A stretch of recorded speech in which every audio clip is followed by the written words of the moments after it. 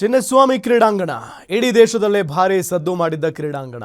RCB ಸಂಭ್ರಮಾಚರಣೆ ವೇಳೆ ನಡೆದ ದುರಂತದ ಬಳಿಕ ಸ್ಟೇಡಿಯಂಗೆ ಕೆಟ್ಟ ಹೆಸರು ಬಂದಿತ್ತು. ಅಷ್ಟೇ ಅಲ್ಲದೆ ಸ್ಟೇಡಿಯಂ ಸುರಕ್ಷಿತವಲ್ಲ ಅನ್ನೋ ಕಾರಣಕ್ಕೆ ಅಂತಾರಾಷ್ಟ್ರೀಯ ಪಂದ್ಯವನ್ನ ಆಡಿಸೋದೇ ಬಿಸಿಸಿಐ ನಿಲ್ಲಿಸಿತ್ತು. ಆದ್ರೀಗ ಕ್ರಿಕೆಟ್ ಅಭಿಮಾನಿಗಳಲ್ಲಿ ಗುಡ್ ನ್ಯೂಸ್ ಒಂದು ಸಿಕ್ಕಿದ್ದು, ಶೀಘ್ರದಲ್ಲೇ ಇಂಟರ್ನ್ಯಾಷನಲ್ ಪಂದ್ಯ ನಡೆಯುತ್ತಾ ಅನ್ನೋ ಪ್ರಶ್ನೆ ಮೂಡಿದೆ. 2026ರ IPL ಪಂದ್ಯ ಚಿನ್ನಸ್ವಾಮಿಯಲ್ಲಿ ನಡೆಯುತ್ತಾ ಲೋಕೋಪಯೋಗಿ ಇಲಾಖೆಯಿಂದ KSCAಗೆ ಪತ್ರ.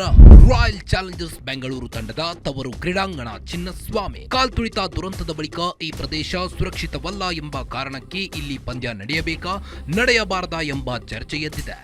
ಈ ಹೊತ್ತಲ್ಲಿ ರಾಜ್ಯ ಸರ್ಕಾರ ಸುರಕ್ಷತಾ ಪರೀಕ್ಷೆಯನ್ನ ಕಡ್ಡಾಯಗೊಳಿಸಿದೆ. ಇದೀಗ IPLನ ಆತಿಥ್ಯ ವಹಿಸಿದಂತ ಸ್ಟೇಡಿಯಂ ಕೈತಪ್ಪಿ ಹೋಗುವ ಸಾಧ್ಯತೆ ದಟ್ಟವಾಗಿದೆ.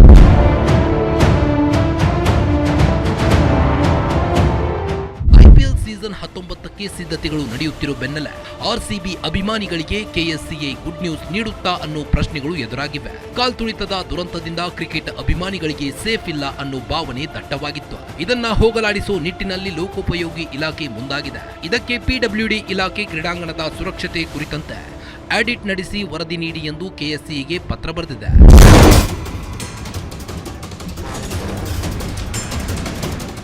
ಇನ್ನು ಕ್ರೀಡಾಂಗಣ ಲೋಕೋಪಯೋಗಿ ಇಲಾಖೆ ಜಾಗವಾಗಿದ್ದು ನವೆಂಬರ್ 28ಕ್ಕೆ KSC ಕಾರ್ಯದರ್ಶಿಗೆ ಪತ್ರ ಬರೆದಿದೆ.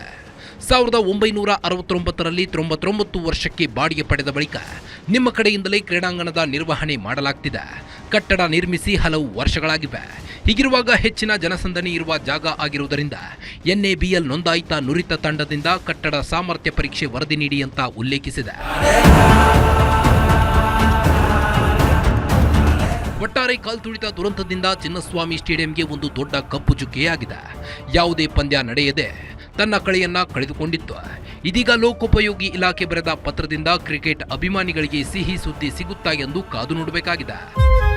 Ullas Kiruvase, Guarantee News, Bengaluru.